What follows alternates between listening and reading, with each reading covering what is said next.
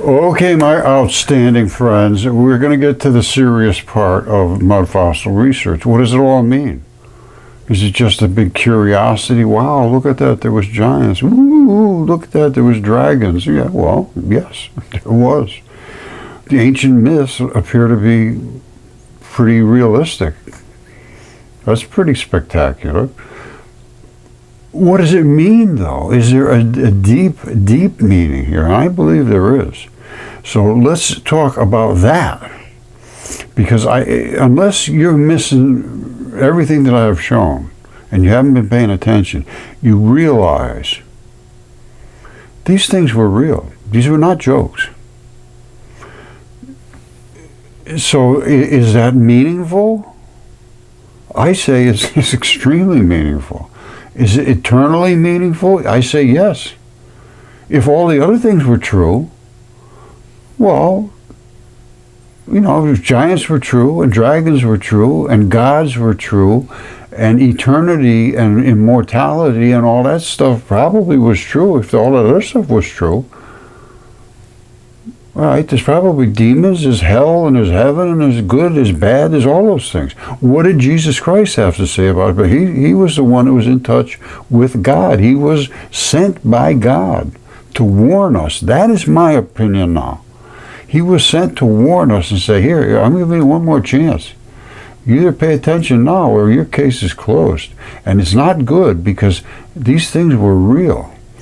Now, I'm going to read some text that were supposedly directly spoken by Jesus Christ while he was alive here on earth, walking on earth, speaking to doubting Thomas, who was his scribe.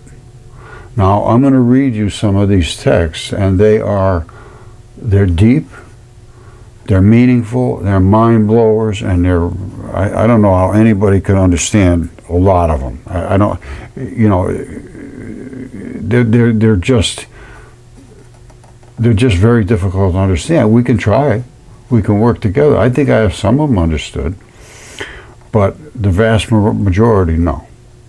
They're just too spectacular and too, you know, they're mysterious. They're spoken in a mysterious way. Let's go with that. And maybe you can take them in several different ways. Maybe they're meant to be that way. Or maybe they're just meant to be not able to be understood, and for some reason. Because I can't understand a lot of them. So let's see if we can understand some of them.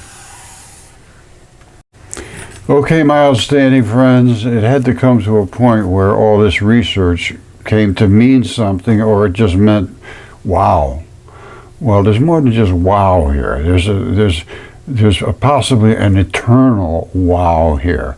If all the things I'm showing you are correct, and I believe that I can stand behind virtually every statement I've made with substantial material evidence, not just theoretical mumbo-jumbo.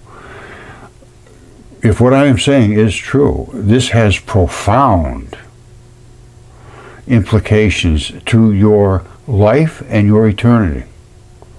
It's that deep, and I mean even deeper than that, because the things that were spoken about, if they were true, and a lot of them points that there was a lot of truth in these mythological, silly stories. If most of that stuff was true, there's going to be some kind of an accounting at the end of our lives, and there is going to be something happens after your life. It's not the end. The end is not the end. So what happens, I don't know. But there's statements made by Jesus Christ that point to search. Well, let's just get started and see if we can search. That's what he said to do. Okay, so this is, like I say, it's pretty serious. If what I am saying is true, and as far as I can tell, I have the evidence to support my claims.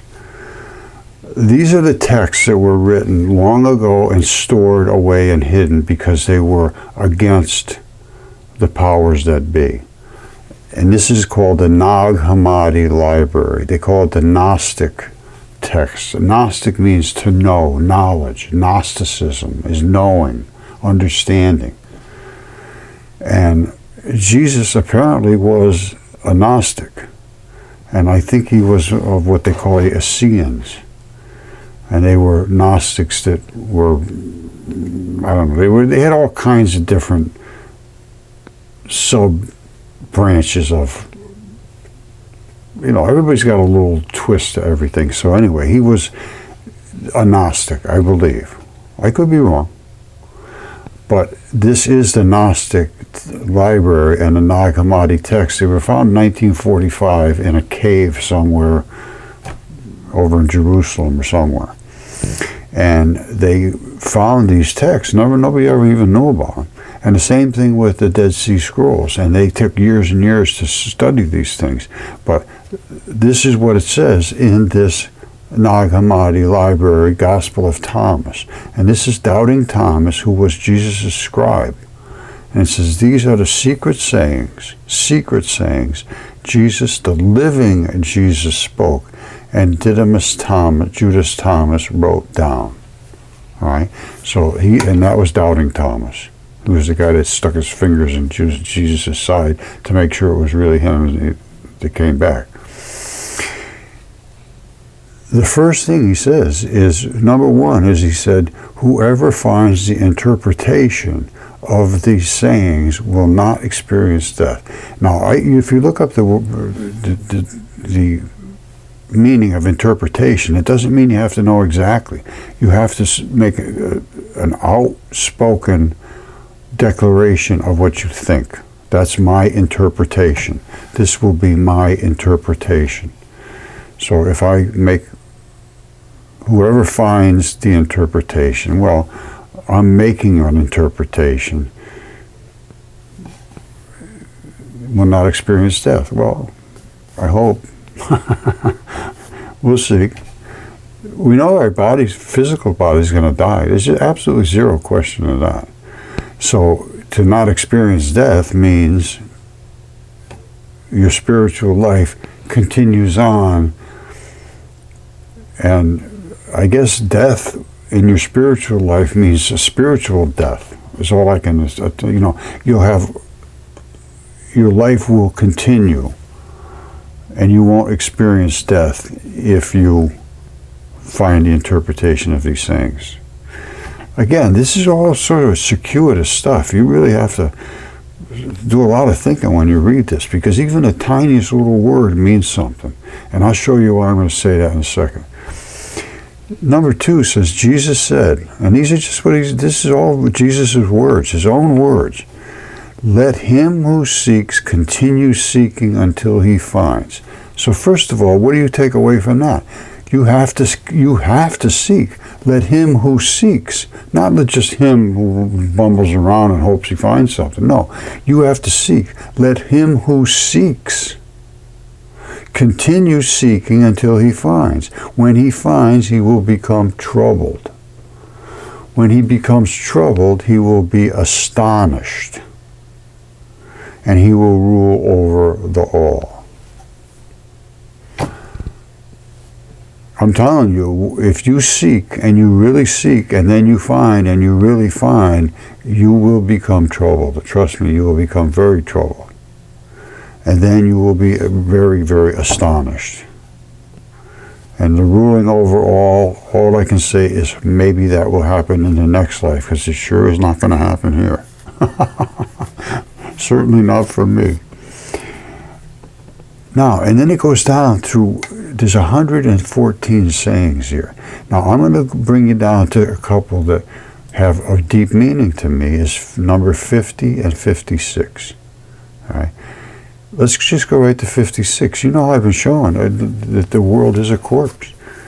Now, this is where the wording comes in, because I got a friend that keeps saying, no, it's not the earth, it's the world, and the world is the people of the world. Well, that could be. But Jesus said, in number 56, Jesus said, whoever has come to understand the world has found only a corpse. All right, now, and I agree with that. The whole population of the world, as far as I'm concerned, is dead-headed. His corpse is 99.9%, probably much more higher than that. So maybe that's what he's talking about. Or maybe it is the actual world itself is a corpse, the earth, I don't know. But it says here that whoever has come to understand the world, earth, world, whatever, has found only a corpse. And whoever has found a corpse is superior to the world. Now, that, why, I don't know. I guess it's because you're able to understand what you see. These things are a test. These things are for you to see and for others as a test.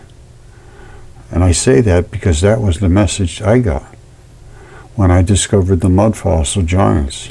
And I started searching. It came up and said, these things are for you to see and for others as a test. And that, I swear to God, is true. And I also swear to God that I woke up one morning and I told my wife, there's something in the woods calling my name. I went out and eventually found the Mudfossil giants.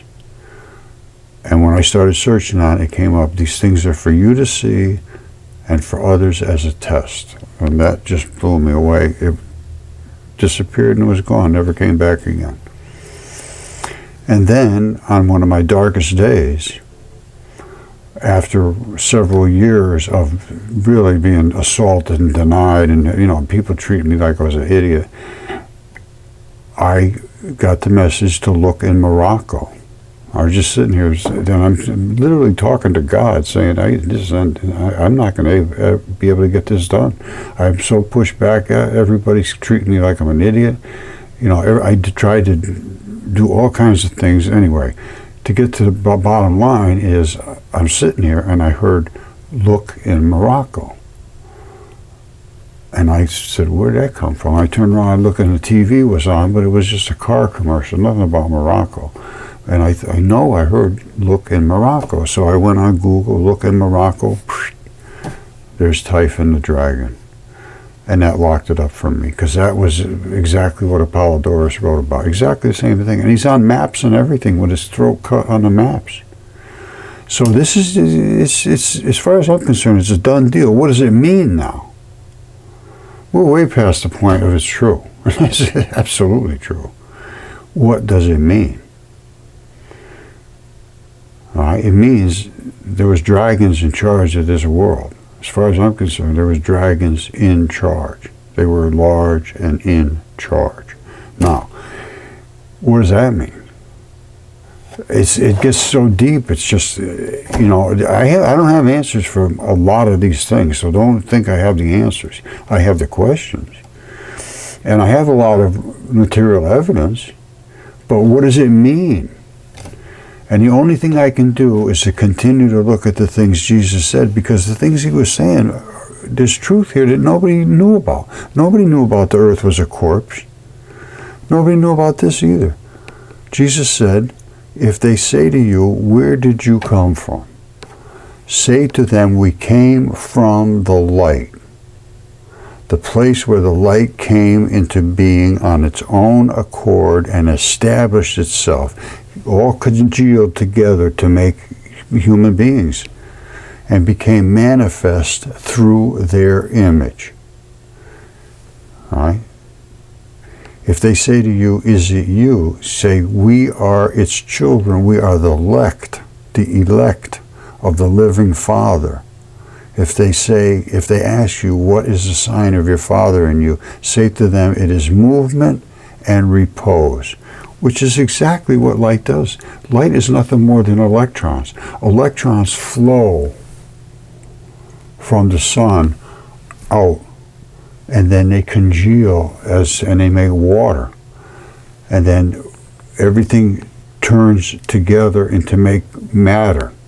But it all starts from sunlight. Sunlight is the starter of everything. And then we are, as creatures, the elect. All right? We are the elect. All right? We came from the place where the light came into being on its own accord. All right? We are its children. We are its children. We are the elect of the living Father. All right, we have been chosen. Now, what does that mean? Well, it means you got your free will. We've been chosen to do whatever you think is right. And a lot of people have no clue that any of this stuff exists, giants and dragons and all that stuff, which sort of supports these kind of statements that, you better be good, you better not pout, because sooner or later Jesus Christ is coming to town. And at that point, I think you want to be on the right side of eternity. That's all I'm saying. Take it from you want. You can say I'm a religious fanatic fool. That's fine. Because I'm just reading. I'm just reading and trying to understand this, because this is so fascinating. It's just fascinating. And when you read John, the secret book of John, oh my God. All right, this is deadly. This is the secret book of John. Nobody knows where it came from. They believe it was also found, several of these works were found in the Nag Hammadi library. Now, this was, I'm just going to go down here to the prologue and read you a couple of statements here. Now, this is the teachings of the Savior, Jesus, the revelation of the mysteries hidden in silence, those things that he taught to John, his disciple. Now, one day John, the brother of James, these are the sons of Zebedee, was going up to the temple. A Pharisee by the name of Hermanos came up to him and challenged him, asking, "Where is the teacher you used to follow?" Which must have been Jesus. John replied, "He has gone back to the place from which he came." The Pharisee said, "That Nazarene misled you." And he's saying that's a plural. Misled all of you. Told you all lies, closed your hearts, and turned you away from your ancestral traditions. So he opened the veil. And we're going to be talking about that in some detail eventually. All right, so when John heard this, he said, "When I heard these things, I, John, turned away from the temple and went off to the desert mountainous place. I was very unhappy, saying to myself, how was the Savior designated? Who picked him? Why did his Father send him into the world? Who is his Father? What kind of realm will we go to?" These are all things I've been thinking about a lot. "For although he told us the realm is molded on the imperishable realm." So he's saying this realm that we live in right now is molded on the imperishable realm. So it's basically the same. He didn't teach us about the later. So where is the imperishable realm? And, if this is molded on it, I guess it's got to be pretty similar. All of a sudden, while I was contemplating these things, behold, the heavens opened, and the whole of creation shone with a light from above, and the world quaked. I was afraid, yet behold, a little child appeared before me in the light. I continued looking at him as he became an old man, and then he changed again, becoming like a young man. I didn't understand what I was seeing, but the one likeness had several forms in the light, and these likenesses appeared each through the other, and the vision had three forms. So he's seeing three forms, like one in the same light as the other. All right. So maybe it's like red, blue, green. I don't know. I have no idea. But he said the likeness had several forms in the light. The likeness appeared in each through the other, and the vision had three forms. Forms meaning what? I don't know. The likeness had several forms. Well, so he said to me, "John, why doubt? Why be afraid? Don't you know this image?" So the image was speaking to him. "Be not afraid. I am with you," meaning all of you, always. "I am the Father, the Mother, the Son. I am the incorruptible purity." I have come to teach you about what is, what was, and what will be, in order for you to understand the invisible world and the world that is visible, and the immovable race of perfect humanity. The immovable race of imperfect humanity. Interesting. All right, so he says he's come to teach us. We're here to learn what he's teaching us about the invisible world and the world that is visible. All right, so you have to know the material world to understand the world that is not material, that we're eventually going to go to. Something's going to happen to your spirit. It can't be material like it is here. If you're dead, you're dead. You're gone. That's it. Case is closed for your material substance. So what happens after that? What is it that moves along? Where does it go? I mean, I have all the questions he's talking about. He says, raise your head, understand my lessons, share them with any others who have received the Spirit, who are from the immovable race of perfect humanity. As far as I'm concerned, if you're not searching, you're not part of humanity. That's what it's all about. Let him who seeks continue seeking until he finds. But when he finds, he's going to become troubled, because everything you've been taught is not real. It's just not true. When he becomes troubled, he will be astonished. He'll say, holy smokes, everybody just missed all this? How could it be possible? And then he will rule over the all. Well, that's possible, maybe in some other existence, because you're here to learn. And it says somewhere in here, in the text, that he has many mansions. And somebody's going to rule every one of these districts, it appears to me. And if you understand, or you can come up with an interpretation of what you believe these things to mean, you won't experience death. You will become troubled. that I guarantee you. And you will be astonished. I don't know about ruling over all. That's a whole other issue. But that part I can fully go with. Now, all of these other things, when we read them, and we'll read them through. It's certainly not going to happen in 1 or 2 or 3 different sessions. It's going to take a while, especially when we get into this one about John. Whew. This is just off the wall. It's the reason they hid all these books, in my thinking, is because they were true. And they were so off the wall, crazy true, that they wouldn't put them in. It's like how they built human beings. And, they had all these different angels, and the angels, one angel would build the right knee, another angel would build the left knee, and he tells all the names of who they were and what they did. And it's just staggering to read this. So anyway, that's that. And this one here is just as much. It says right here, recognize what is in your sight, and that which is hidden from you will become plain to you. There is nothing hidden which will not become manifest.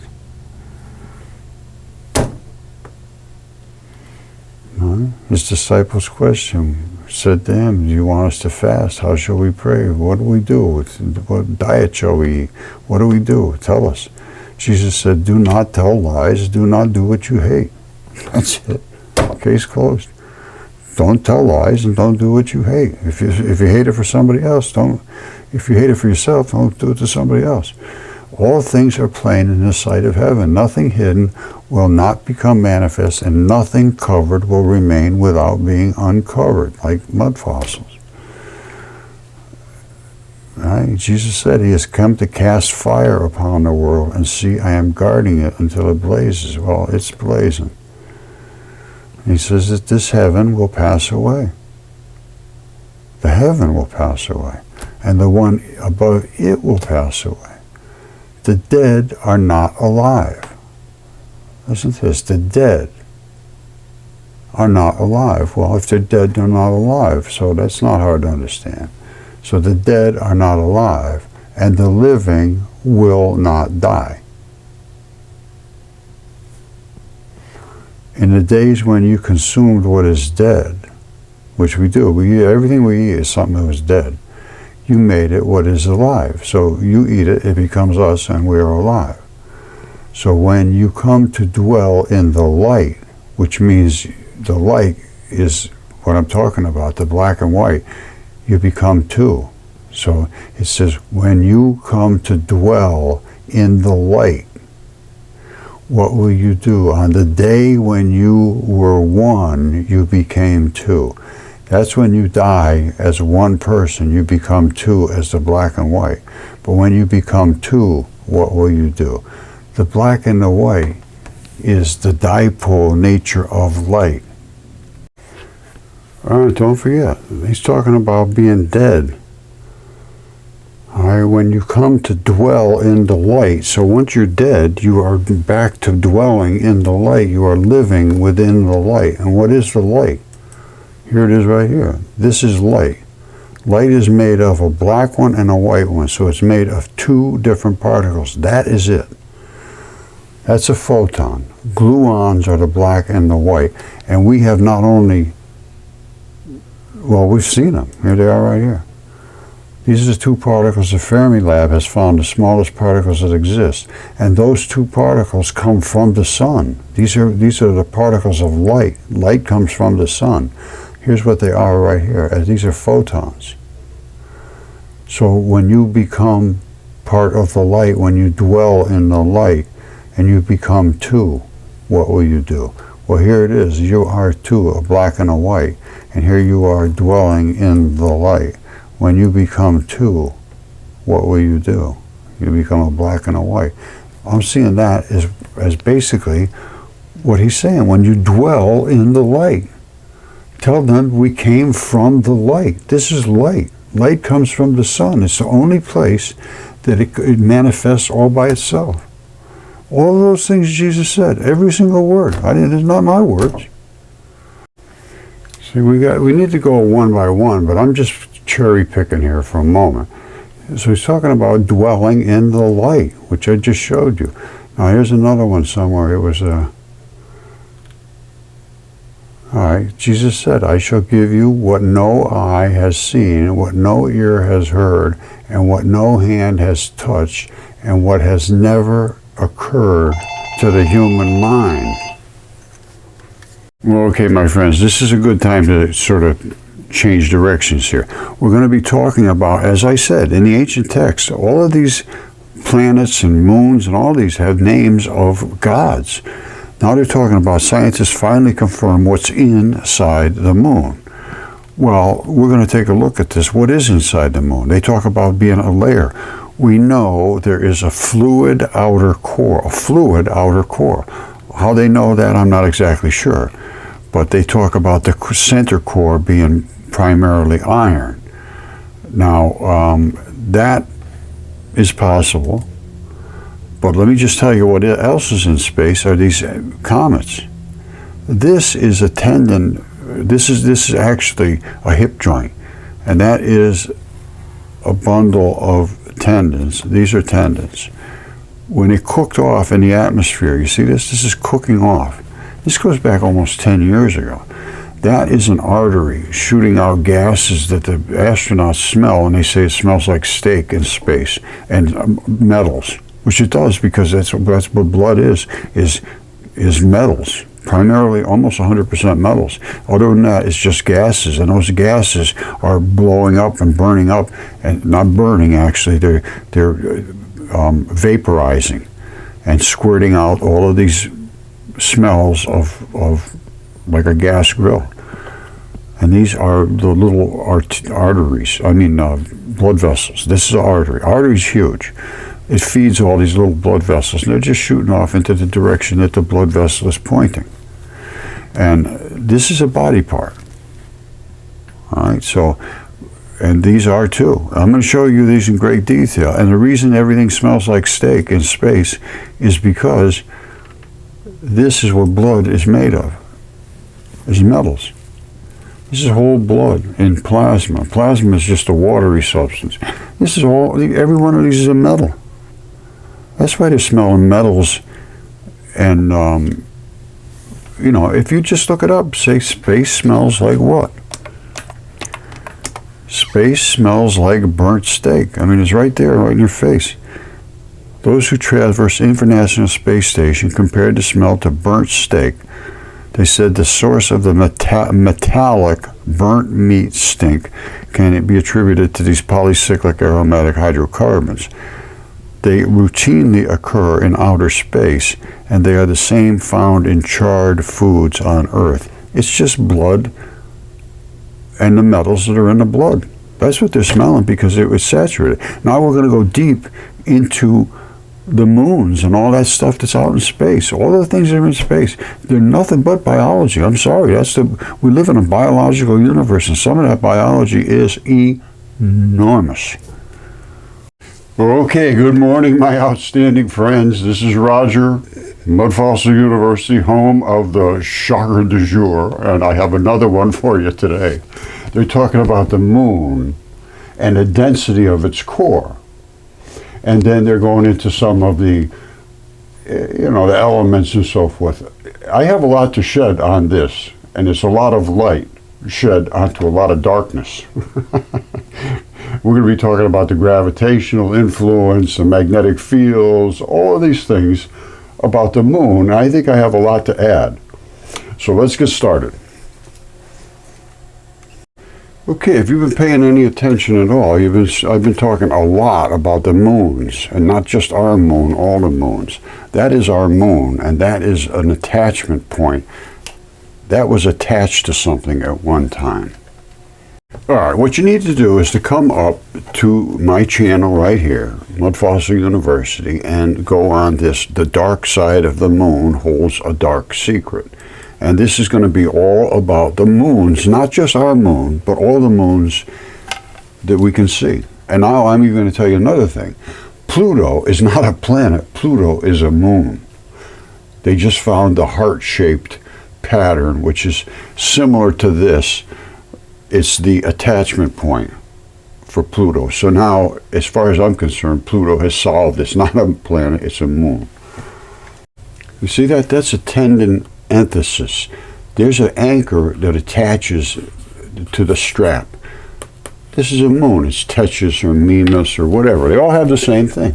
They all have one of those attachment spots. And all these little wrinkly things, all these little, they always said were asteroid craters and so forth. I'm sure a lot of them are, but a lot of them are not. That's the natural landscape of a tendon enthesis.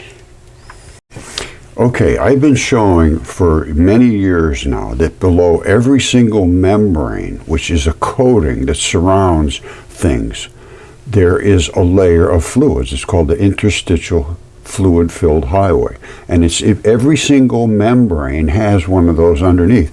And so will all of the moons. That's a membrane.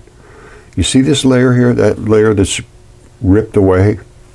And below it is this flat layer, and below that is another layer, and then you get another layer, and then you get into the center core, which is the core attachment. In between, somewhere between this layer here and the interior is going to be a fluid-filled highway. And that fluid-filled highway, when this was alive, and at one time this was a part of a living creature as far as I can determine, that fluid-filled highway that was in between this layer and the vital layer, because this is a coating just like the skin on you. And it's meant to be semi-invadable and just, you know, it flakes off and then it protects you. But right underneath there, if something gets through that, there's a layer called the interstitial fluid-filled highway. And that is what they have discovered is on the moon, and I'm sure it's on all of the moons. Because as far as I can determine, they're all built as tendon enthesis, and this is the attachment point. Now, I just showed you how the moons have their attachment points. This is Comet 67P, and it is some form of a hip joint. And it fractured right here, and the ball and socket came apart. And I have all kinds of descriptions of this in here, and I get into extreme details. And this is where it's shooting out its gases, which are nothing more than barbecue gases, because that's a boiling blood from an artery, a gigantic 500-foot wide artery. This thing's huge. And these are little blood vessels that are just shooting up because they're being cooked as the sun hits it exactly in the correct position. You see how it's extremely bright here? There's nothing to stop the rays of the sun that are the cooking rays from invading into what can be cooked, which is the juices. Just like on your grill. When you're cooking, you're not burning the meat, you're burning the juices off. And that's the juices that the astronauts smell in space, and they say it smells like steak and burning metals. And blood is just literally almost 100% metals, and then fluid, mostly water. And all of those metals transfer things. They're called transition metals. They transfer molecules through your body using nucleophilic substitution and invasion, and they do all the breakdown and making products and breaking down things.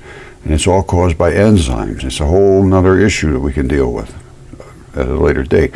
But the end effect here is that blood contains all of these metals, and these metals burn off and cook off in space, and the astronauts can smell it. And all my meteorites, I have meteorites here, every single one of them has blood in them, and every single one of them I've ever seen has blood in them. You see that? That's the artery that's cooking off. They call those dragon balls. Those little round balls in there. All these are is little blood vessels that go in to service all of the tissue when it was alive at one time. That's how big it is. It's on top of Raleigh, North Carolina, right there. That's Raleigh, North Carolina. That's this hip joint. All right, we're going to speak about this in other dealings, but they're talking about Tethys, which is one of the moons. These are the Titans. To the Titans were born offspring, to Ocean and Tethys.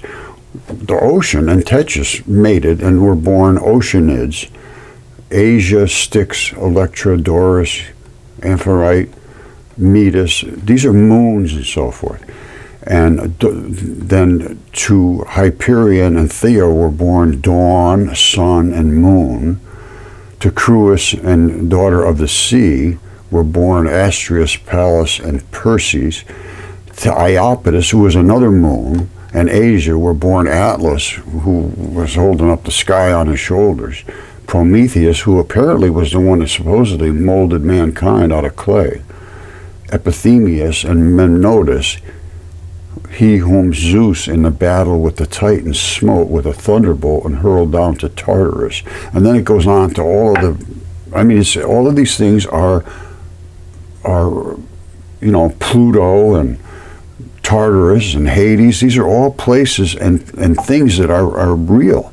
And all of these planets and they were gods. The planets were gods. Saturn, Jupiter, Neptune, and all of them. And these planetesimals, which primarily are moons, appear to be body parts. Or some have to be some kind of gods. And as far as I can see, it's what it looks like to me. All right, so it's important that you watch several of the videos that give you the evidence that proves this is Iapetus. That's one of the gods, or one of the offspring of the gods. Tethys and Mimas, they all have these same spots, our own moon. This is a tendon enthesis right here.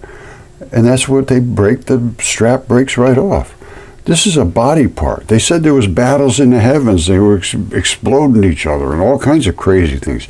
You're shooting out gases that are these transition metal gases that the astronauts smell when they go out on a spacewalk. When they come in, they take their suits off and it smells like steak and burnt metals. That's because that's all primarily that blood is made of, is metals and fluids, so it gases off. All right, if you haven't seen all of these different videos, you really should. I just put this one up about Stonehenge. These were monuments to giants. These are giant body parts. These are meteorites. Who can explain how the blood got into these meteorites? I can, because they're body parts. They came through space. I have them here, and I show them in the microscope. I show the blood in them. I show even the attachments of the body parts, which is this little latch on the bottom of the lung. It's called a spurlock.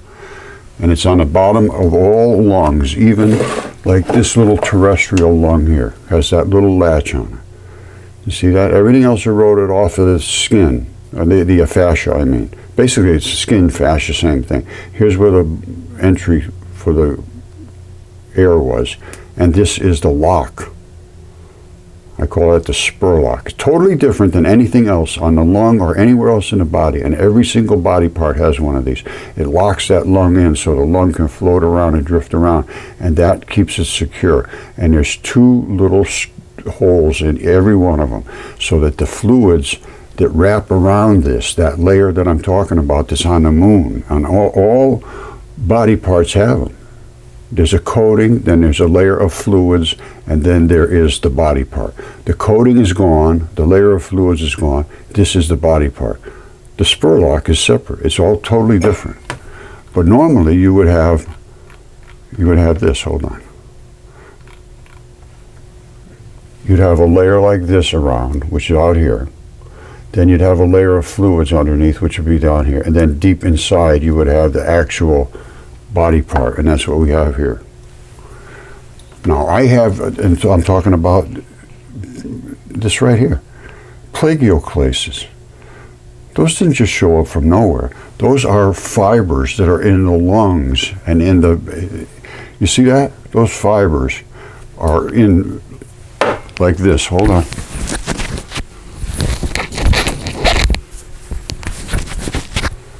Those fibers are like these fibers. All right? This is nothing more than the pleura of a lung. They call it plagioclase. They have no idea where it came from. It's this stuff here. It's the fibers. Now, and then, of course, what's on Mars. This is all biology. This was the impact when Venus hit Mars, scraped it wider than the United States. And this is the Mars crab. That's a giant artery giving off blood to these sarcomeres. I show this extremely detailed, extreme detail on all of this. That's why they're very long. And here's another meteorite. And I have meteorites here that came through space. They're all cooked up and burnt off, and they still have blood in them. This one still has blood in it. They all have blood in them. Anybody's got a meteorite, you can find there's going to be veins and arteries in them. This was a gigantic meteorite, came through space. You see that? That's the Willamette. That's a lung. I have another lung here. It didn't come through space, but it's exactly identical, but it didn't cook up. I'm talking about dragons. I got dragons. I can show you dragons coming out of my ears. Talking about Devil's Tower. What's it made out of? Is that a tree? How the hell did that get there? They say, oh, it's a volcanic intrusion. No, I don't think so. Look at this. This is stomach. That's stomach, and this is a guy walking on stomach. These are dragon scales. This is about dragons. I have a dragon scale right here in my shop, and they're all over the place. They call them, what do they call them? Flat irons. And they're just dragon scales laying all over. I show about Stonehenge. Monument to Giants. I get into a little bit of, biology about how back infections happen, and these are all new species. They say there's 385 different species of hominids. We have stuff that's with no toes. We have no toes here. I have all kinds of things that are refused to look at because they completely challenge. And then these people here, Channel 8 News, down the street from me, basically. Will they investigate this academic fraud? Academic fraud means suppression of valid scientific information. That's the definition of academic fraud.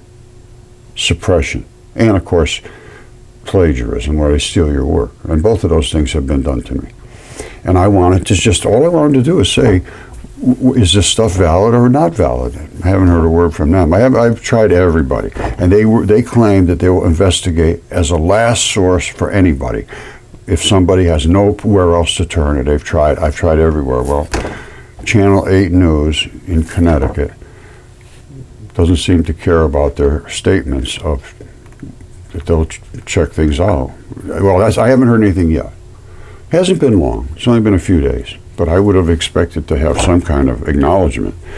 And that has not happened. It doesn't happen. Because as soon as they acknowledge, then you can sort of put them on a, can needle them and say, I gave them all the information. They know all about it. And I have. I've done it to all these people. They do know about it. But if they don't respond, then they can be held blameless. Oh, I didn't know. I really didn't know. I never heard about that. Well, I don't think so. I mean, I've been over 10 years probably the loudest person on the face of the planet about this. Easily, as a matter of fact. And I have DNA tests. I have all the CAT scans. I have all the specimens. This is DNA tested, CAT scan, human, flat as a pancake because it was in the flood. I know the specifics of all of the preservation techniques and everything. I know the chemistry. I know the bilipid phosphomembranes are the things that boil down to an aluminum silicates. And anything that coats with skin or collagen turned into aluminum silicates, which is fascia, which is feldspar. And then one side got flat because they lay flat like this after they boiled and cooked up in the flood. And Caesar Augustus here, my goose, my good friend, never gives me any trouble at all. He got caught in the same catastrophe. Now, at some point, it snapped up here and it broke off his body. His neck would have come this way, and it snapped off. And there's his actual throat. If you can see the pattern there, you should be able to see that. You see where it's, and then you're up here, right over there. If you can see, there's the vein. I mean the artery. Well, it's hard to see. That's the artery. Right. And anyway, there's no mistakes here. There's none.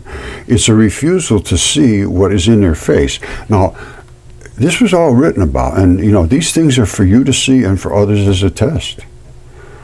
And if you don't see them, you failed the test. And if you don't give the test, you also failed the test. Because once you see these, it's for you to see and for others as a test. If they don't see it, they don't get the test. That was my problem. I couldn't give the test to anybody. Everybody I gave the test to failed. I mean, literally everybody. These are meteorites coming through space. These are tiny. That's a bony meteorite. It's got bone and the blood cooked off. Here it is right here. The same as that. That right there will hold a magnet. Because the blood has cooked off at about 3,000 degrees temperature and boiled right out of the bone. The rest is bone. This is all bone. I showed in a microscope. All this stuff has been fully demonstrated, and I've got the DNA tests, I got the CAT scans, I got everything you need. There's things that nobody's ever understood before, and that's okay. I understand that that's the way life goes. But once you see for yourself, there's no more excuses to not to look. You could say, oh, wait a minute, Roger, this isn't right because of this and that. But when I show you these meteorites, I have them coming out of my ears. I got another one right here. This is a lung. Let me show you something. You see this? This is a lung. All right? It's an little iron meteorite lung. All right? When I put this water on this, it turns bloody in all of those little holes. And why are all these little holes here? Because as it came through space, it cooked off, and the blood that was in there gassed off and exploded and popped out of the alveoli. Here's another one right here, a smaller one, but it's identical. I mean, I'm talking identical. You see, even, look at that, look at this. Look at the exact same, exactly the same. This was just smaller. right? They're exactly the same. Identical. No différence. They cooked up in the same manner, and they're just too small to completely cook up and be destroyed. They both have the spur lock on them, which is that latch. And I show that very, very well in the microscope. All right? Meteorites, metal, stony, mixed. I have all of those right here. And I show they are body parts, as I just showed you, these two little lungs. Now, they're little tiny things up to just absolutely gigantic. Look at these. This is a lung. That's a lung right there. That's a hip joint.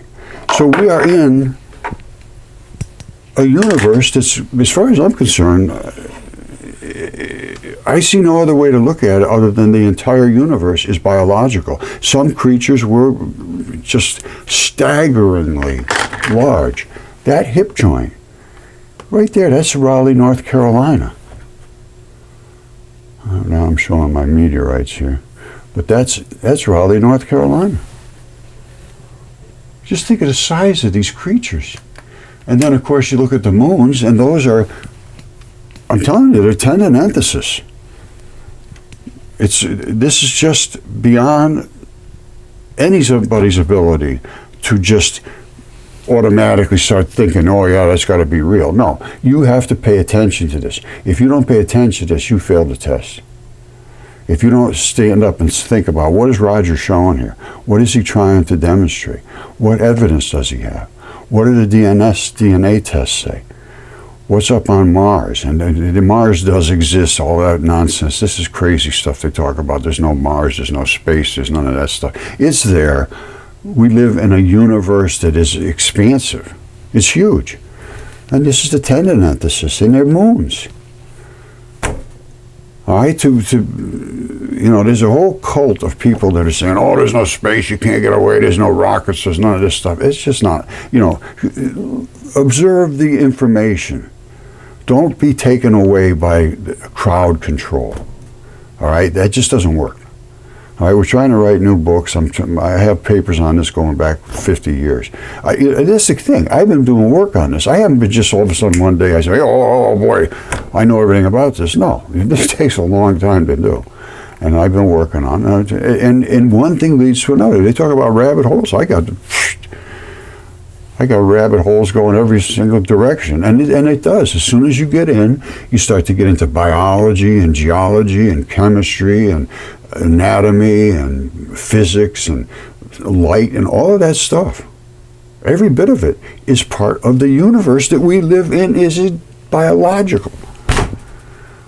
I never, ever, ever, ever, ever would have expected this. And I never, ever, ever, ever would expect somebody to just say, oh, yeah, Roger's right. Yep, I saw this one little thing and he's right. No. You got to do some work. And that's up to you. I can't make you work. They say you can lead a horse to water, but you can't make him think.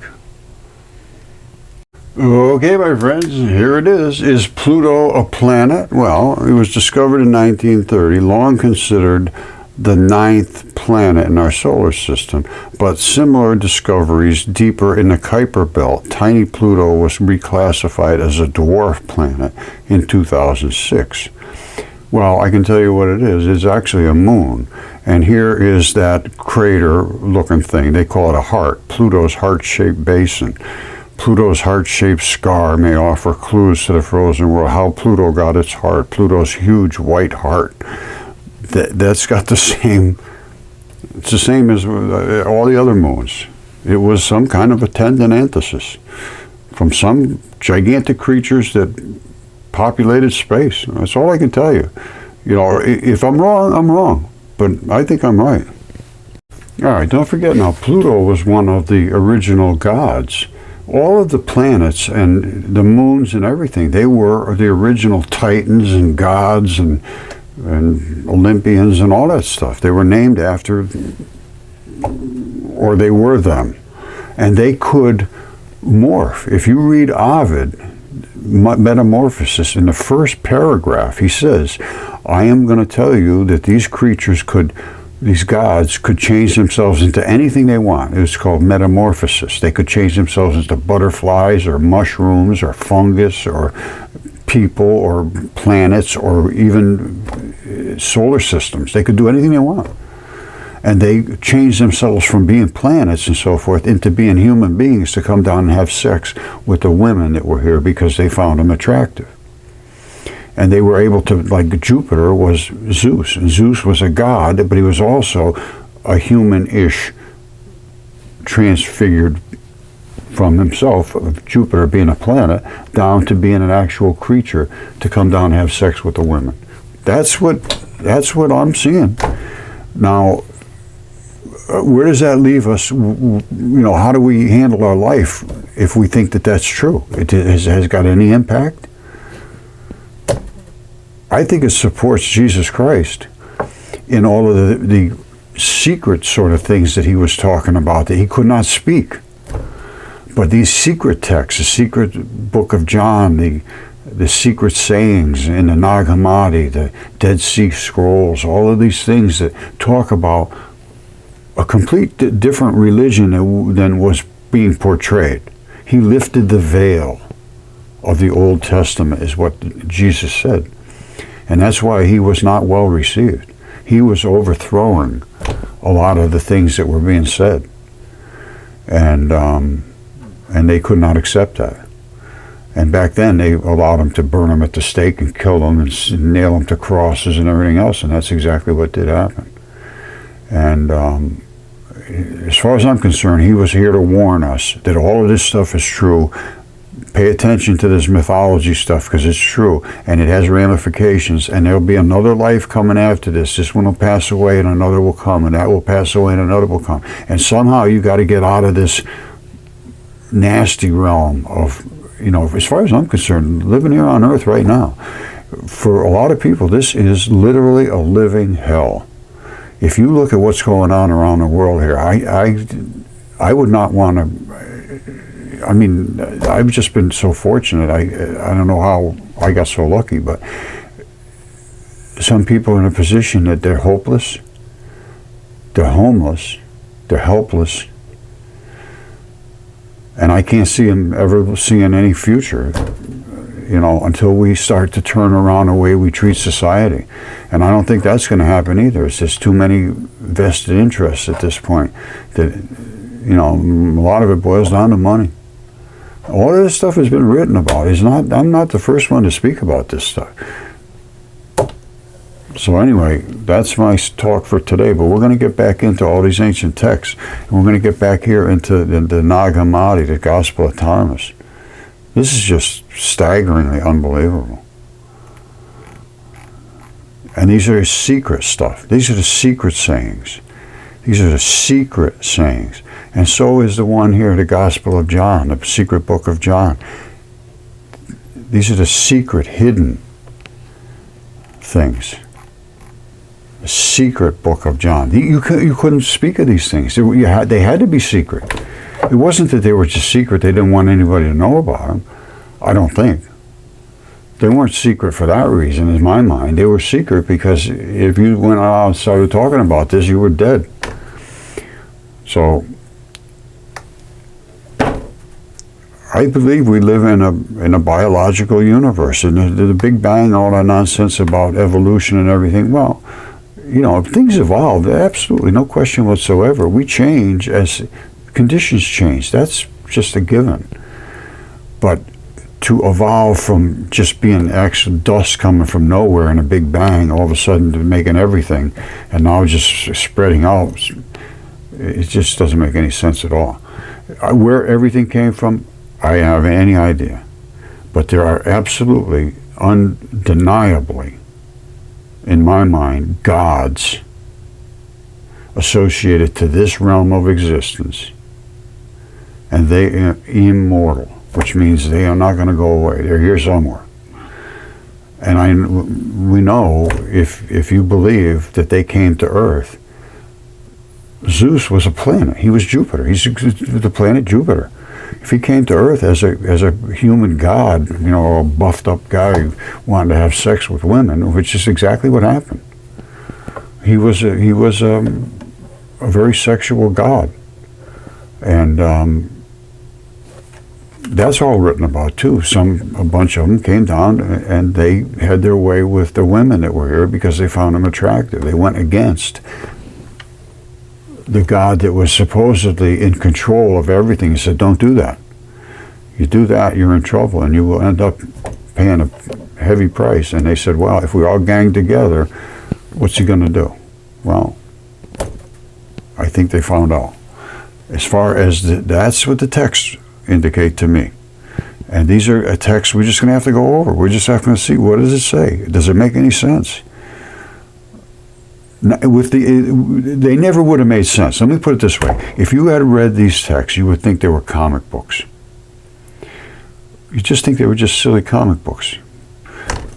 Until you see the things that I have shown. The giants, the things in space, the moons, the planets, all the ancient texts, Typhon, Quetzalcoatl, the giants, all preserved, all from the Great Flood, flat as a pancake on one side, all preserved in the manner that would have been from the Great Flood. Heavy silicates coming up from the salacious ooze in the lower oceans, a lot of salts, hot water from the Venus almost impact, and Mars got wiped out from the Venus impact. Exactly what everybody on Earth had recorded and Velikovsky documented.